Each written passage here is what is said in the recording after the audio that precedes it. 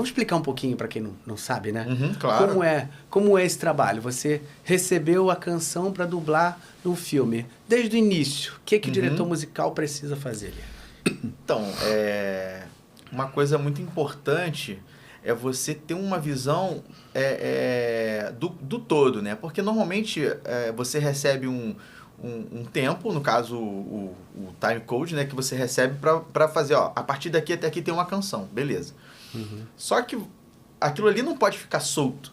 Você tem que entender o que tem no filme, ou o que tem na série, sabe? Alguns termos. De onde vem aquela canção para poder entrar. Exatamente. Porque às vezes você faz uma adaptação ao pé da letra, o que está dizendo ali, mas eles às vezes estão fazendo um deboche com alguma coisa, estão fazendo uma brincadeira, estão querendo mencionar, sabe? Uma outra situação que já tem. Então você tem que sempre estar em contato com o diretor dos diálogos, para poder não conflitar, né?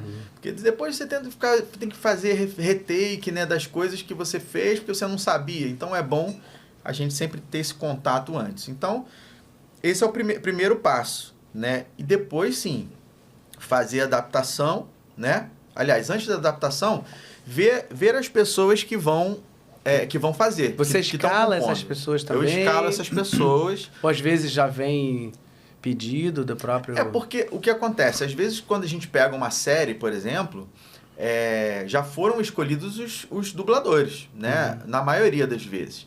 Então, ó, o diretor de diálogo fala assim, ó, eu vou escolher já um cara que duble e que cante também. Se eu estou olhando uma série musical, eu não posso colocar um dublador que não cante. Entendeu? Porque aí a gente vai ter que recorrer a trazer um músico, um cantor profissional para cantar por ele. E nem sempre a voz fica parecida, né? Então você tem que pesquisar bastante para você conseguir ter essa liga. Então é bom sempre ter trabalhar com um dublador que cante quando você tem uma série musical, né? E na maioria das vezes, já se são protagonistas, já tem os dubladores já pré-definidos. Então eu tenho que agendar, pensar e calcular aqui mais ou menos quanto tempo esse dublador levaria para fazer aquela canção. Isso de acordo com a tua experiência de trabalhar com aquele cara. De acordo com a experiência de trabalhar com aquele cara, ou de trabalhar com outros que normalmente você costuma gravar. É muito bom quando você já gravou com a pessoa. Porque você já sabe quais são as limitações, ou se a pessoa é muito rápida, pega rápido, sabe, a melodia da música, por exemplo, o ritmo. Aí fica mais fácil de trabalhar, entendeu? Porque aí você já sabe que a pessoa vai chegar e vai resolver.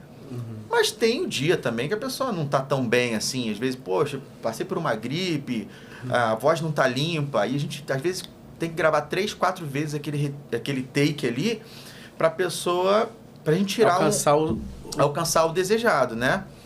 Então eu falei da escolha, né, das pessoas. Aí depois sim que vai vir a parte da adaptação. Aí eu faço a adaptação, entendeu? Que é a letra, né? Que é a letra. Que a gente pega. Que é um trabalho também muito minucioso, louco, né? Porque cara, quando você está escrevendo, você compositor pode falar sobre isso, você está tirando da tua cabeça uma coisa original. Exatamente. Agora, tem aquelas dificuldades todas de você ter uma métrica, o tamanho de sílabas e tal, né? Explica um pouquinho disso. Mas no inglês você tem menos sílabas, né? Então, quando você passa para o português, você fala, por exemplo, I love you. Eu te amo. Você tem uma a mais. Então, você tem que se virar. Porque, por exemplo, na dublagem, talvez você consiga, de alguma forma, aproveitar uma fechada de boca, né? Alguma coisa assim. Mas quando você está cantando, você tem uma métrica.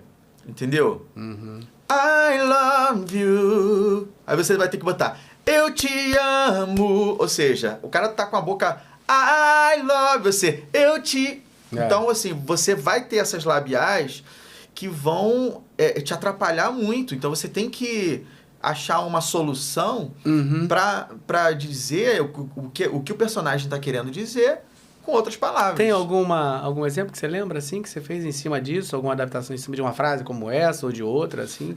Por exemplo, sei lá, você pode botar te adoro, I love you. Então eu abri o I, tchá.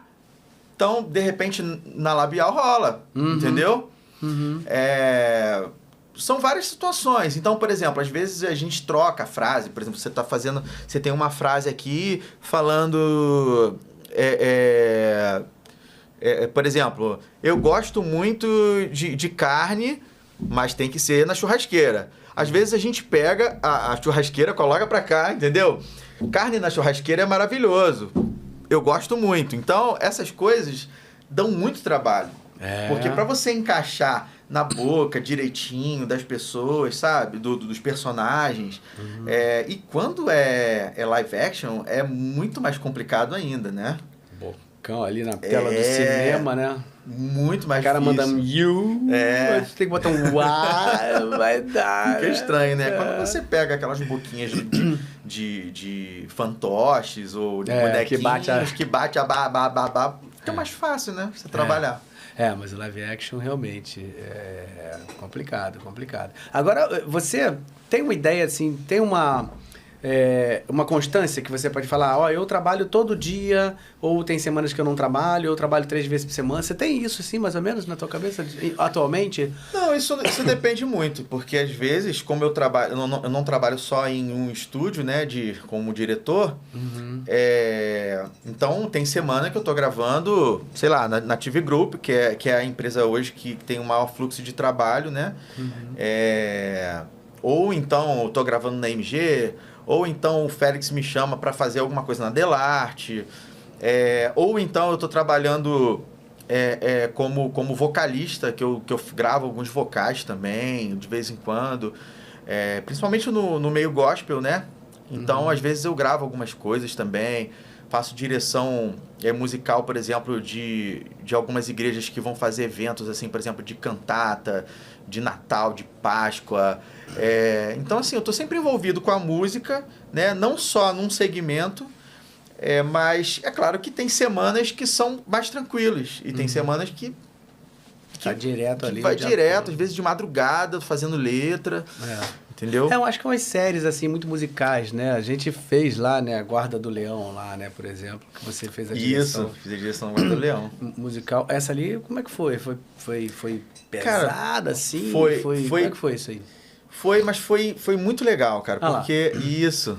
Olha lá, o Bunga, todos eles cantam, né? Todos eles, Caio, todos os personagens cantam. Todo episódio tinha uma canção. Todo episódio. Né? Então, a gente tinha, assim, crianças, né, para dirigir.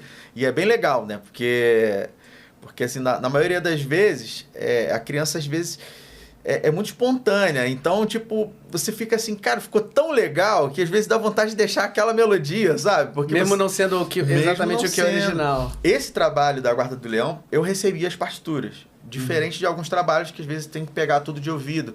Mas esse eu recebi as partituras. Então, tinha que seguir ali, né? Porque era uma produção muito detalhada, assim, Disney, né? A Disney, geralmente, eles são mais criteriosos nessa questão das partituras, exatamente, né? Então, assim, foi bem legal trabalhei com muito... Teve, por exemplo, teve personagem aí que, assim, que a gente, como teve outra temporada, outras que, se não me engano, foram 4 ou 5, não, foram mais. Foram bastante temporadas eu também não lembro, da Guarda do Leão.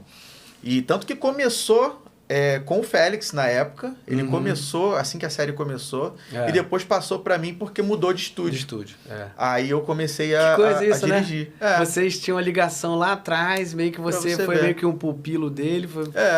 E aí, sem querer, pelo acaso, passou uma série dele pra você, né? Caramba. Incrível, assim, cara. E foi muito legal. E como tiveram essas temporadas, por exemplo, teve criança que eu gravei logo no início, se eu não me engano era o Bunga, que é esse azulzinho que tá em cima aí do hipopótamo. Que era uma criança. Que era uma criança que gravava. E quem era? Era o Luiz... Que dublava também? Que dublava, Agora eu me fugiu o nome dele. Daqui a pouco o Google vai me dizer aqui. Que fazia qual personagem? O Bunga. O Bunga. O Bunga, é. E depois ele mudou de voz, né? Porque ele já tava lá na frente, assim, já adolescente e tal. Então, ó, quando eu encontrei ele no estúdio de novo, eu falei, cara, como é que pode, né? O tempo passa muito rápido. Eu era um garotinho, assim, dentro do estúdio. Aí, de repente, a voz já mudou, já de homem e tal, não sei o quê. Isso aí, e aí? Cara, aí, assim, pô, infelizmente... Quando muda a voz, Quando né? muda, Criança normalmente... pra adolescente, você tem que tirar e substituir, né? Substituir, entendeu? Mas normalmente é o próprio diretor de diálogo, né, que entra lá em acordo com o pessoal, com o cliente, e ele, pô, tem que substituir. Aí fazem alguns testes e tal, e acabam escolhendo, né? Uma pessoa para substituir. Aí quase todos esses aí que estão aí, por exemplo, cantavam, né? Cantavam, todos eles cantavam. Aqui E o os Caio, um dubladores? cantor, que na época quem fazia, acho que era o Arthur Salerno. Luiz Felipe Melo. Luiz Felipe Melo, exatamente, que fez o Bunga.